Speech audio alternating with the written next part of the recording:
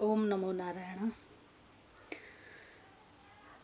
कुछ बच्चे कहते हैं कि हमारे माता पिता की ये जिद है कि हम वही बन के दिखाएं। कुछ माता पिता कहते हैं कि हमारे बच्चे बहुत जिद्दी हैं। जिद माने क्या? जिद माने ठान लेना, है ना। तो अगर हम अपनी जिद या अपनी इच्छा को किसी और पे थोपते हैं या हमारे जो जिद है उसको केवल मनमाने ढंग से चुने गए लक्ष्य पर लगाया हुआ जिद है, इंद्रियों के बस, स्वाद के बस, या जो भी मैं चाहता हूँ मनमाने ढंग से जो मैं चाहता हूँ उस पर हमने अपनी जिद लगाई है, ठान ली है, तो वो हमें नीचे पतन की ओर ले जा सकता है और आपको अपने लक्ष्य से भटका सकता है।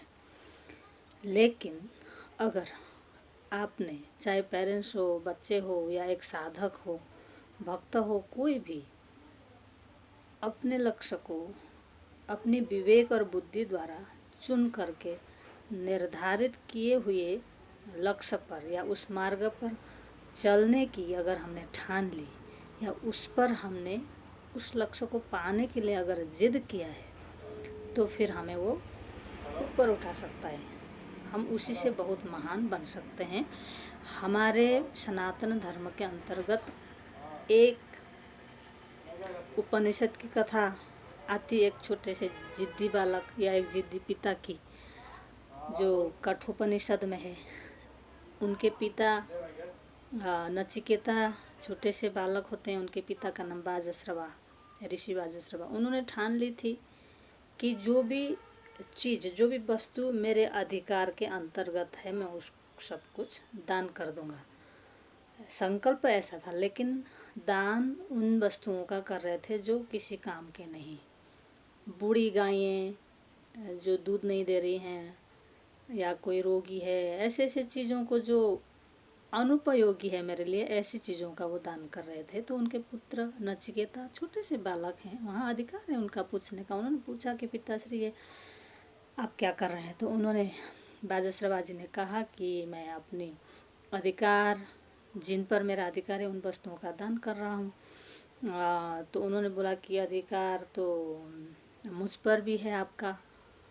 तो सोचा उन्होंने, पहले नचिकेता ने सोचा तो पिताजी का अधिकार तो मुझ पर भी है, पर जो भी अधिकार में है अच्छी वस्तुओं का तो दान नहीं कर रहे हैं, ये तो अच्छी बात नहीं है। तो छोटे से बच्चे की कौन सुनता है, सत्य भी बोल रहा हो, कभी कभी नहीं सुना जाता। तो उनके पिताजी अपना काम करे जा रहे थे।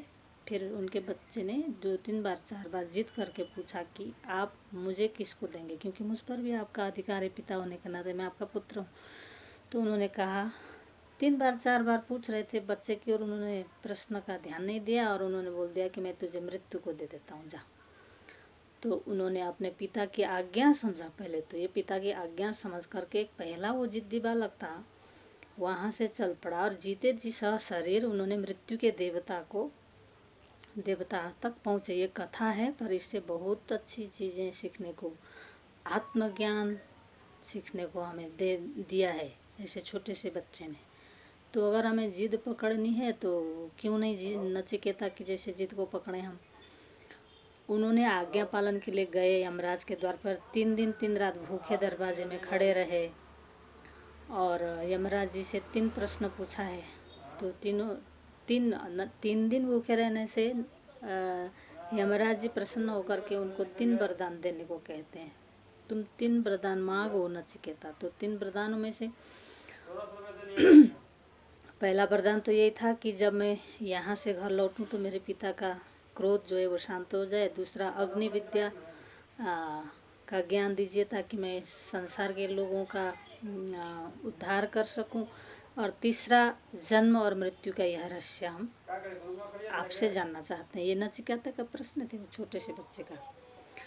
और यमराज जी ने 2 वरदान तो दिए पहले के 2, पर अंत का जो जन्म मृत्यु के रहस्य, तो भाई ये तो जो भी संसार में पैदा हुआ है, जन्म हुआ है, इसको उसकी मृत्यु तो होगी, ये एक रहस्य है, हम तुमको बता नहीं सकते हैं। बहुत बार उन्होंने जितना कुछ सब कुछ तुम मांगो, लेकिन ये रहस्य मैं तुमको नहीं बता सकता हूँ। बहुत सारी डायलॉग्स हैं उसमें आते हैं, आप कठोपनिषद को पढ़ते हैं तो मैं छोटकरी में अभी शॉर्ट में ही बोल रही हूँ। तो वो जन्म और मृत्यु के रहस्य को भी लेकर आकर के वो कठोपनिषद, उपनिषद के नाम पर हमारे 108 उपनिषदों में 10 मुख्य उपनिषद हैं, उनमें से एक उपनिषद कठोपनिषद, वो उसकी कथा है। तो नचिकेता ने ऐसी जिद पकड़ी कि भाई वो उसका उत्तर लेकर ही आए, जन्म और मृत्यु के रहस्य को, और शरीर में रहते हुए ही हम अमरत्व को कैसे प्राप्त हों। मरता कौन है? मरने वाला, नष्ट होने वाला अंश क्या है, और विनष्ट अजर अमर होने वाला क्या है, उस सब रहस्य को जान कर के आए। ऐसी जिद होनी चाहिए। और दूसरा उदाहरण है पुराण में, राजा उत्तनपाद के पुत्र उत्तम और ध्रुव जी में पड़ा। तो सौतेली माँ जो सुरुचि ने जब अपने पिता के गोद में बैठने का या राज्य का अधिकार नहीं देने से अपनी माँ, गुरु भी उन्होंने माना है, माता जी सुनीति के वचनानुसार, क्योंकि उन्होंने बोला कि मैं अपने पिता के गोद में क्यों नहीं बैठ सकता, मेरा अधिकार क्यों नहीं है। तो सुनीति ने कहा कि भाई सबके जगत के पिता तो श्री विष्णु हैं, आप सर्वश्रेष्ठ पिता के गोद में बैठने का जिद पकड़ो ना, उस लक्ष्य को पकड़ो जो सर्व का स्वामी है, सर्व का पिता है। तो ध्रुव ने भी जिद पकड़ ली, है ना, ठान ली उन्होंने कि भाई मुझे श्री विष्णु के गोद में ही बैठना है, भगवान विष्णु को प्राप्त करना है। कितने दिन भूखे प्यासे पत्तों खाकर कैसे कैसे वो रहे हैं, उनको भले ही गुरु रूप में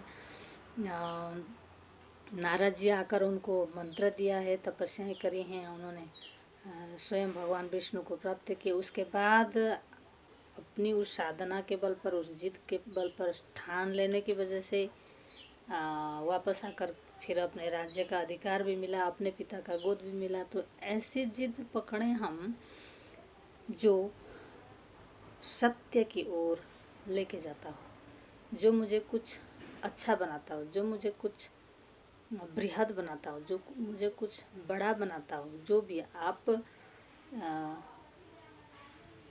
माता पिता के थोपे हुए या अपने मनमाने ढंग से चलते हुए मार्ग पर या छोटी छोटी बातों पर हम मनमाने ढंग से किए हुए जिद से हमारा भला कभी नहीं होगा। माता पिता को भी अपनी इच्छाएं अभी थोपने का समय चला गया है, अभी कोई आपके ऊपर कुछ नहीं थोपता है। सलाह ले सकते हैं, माता पिता आपको गाइडेंस दे सकते हैं। उसके बाद हमको अपने जीवन में कोई एक अच्छा ऐसा मॉडल, स्वामी विवेकानंद जी जैसे अनेकों गुरु हुए हमारे देश में, साइंटिस्ट हुए, विश्व वर्ल्ड के किसी को भी अपना एक मॉडल सामने रख कर के उनको मार्गदर्शक मान करके फिर उस विवेक बुद्धि द्वारा मेरे भले के लिए, मेरे जीवन की भलाई और मेरे परिवार के भलाई के लिए चुने हुए उस लक्ष्य पर मैं इस तरह उस जिद को पकड़ूं, इतना जिद्दी बालक बन जाऊं, ठान लूं कि मैं उस लक्ष्य को प्राप्त करूं। फिर उसके बाद उस फल के चखने का मज़ा जो परिवार को भी, समाज को भी और मैं स्वयं को मिलता है, उसका आनंद कुछ और होता है बेटा। इसी वजह से सारे अपने हिंदी भाषी, जो भी भाषी जो हम भारत में रह रहे हैं आजकल, घर घर में रह कर के हमें बहुत कुछ सीखने को मिल रहा है, जो वही एक्सपीरियंस या अनुभव हम आप सबसे शेयर कर रहे हैं। जिद्दी होना अच्छा है, पर छोटी छोटी, मुझे आलू ही खाना है, मुझे उसी रेस्टोरेंट में खाना है, मुझे यही चीज़ चाहिए, ये छोटी छोटी जिद्दी के। हम छोटे बच्चे थोड़ी हैं, है ना। छोटा बच्चा है तो चलो एक चॉकलेट के लिए जिद करता है, रोता है, चॉकलेट मिल जाने के बाद छुट्टी, है ना। तो हम तो थोड़े बड़े हो गए हैं, टीनेजर के लिए खासकर मैं कह रही हूँ, आप थोड़े बड़े हो गए हैं, अब अभी स्कूल, कॉलेज, यूनिवर्सिटीज़, पता नहीं आप लोगों ने क्या क्या सामना करना है।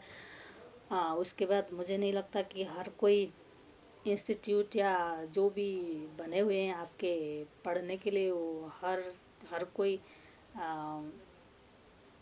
उनका भी इंटेंशन तो यही होगा कि आपको अच्छा सा अच्छा दें, लेकिन उसमें से भी चयन तो आपकी है, बनना तो आपको है। जिद तो आपको पकड़ना है ना। तो नीट क्रैक करना है कि यूपीएससी के लिए तैयारी करनी है कि क्या बनना चाहते हैं, कहाँ जाना चाहते हैं, इसको हम अपरा विद्या ही कहते हैं, है ना। सांसारिक विद्या जो यहाँ काम आएगा उसके बाद तो काम नहीं आएगा वो, पर वो भी चाहिए, उसके बिना भी जीवन चलता नहीं है।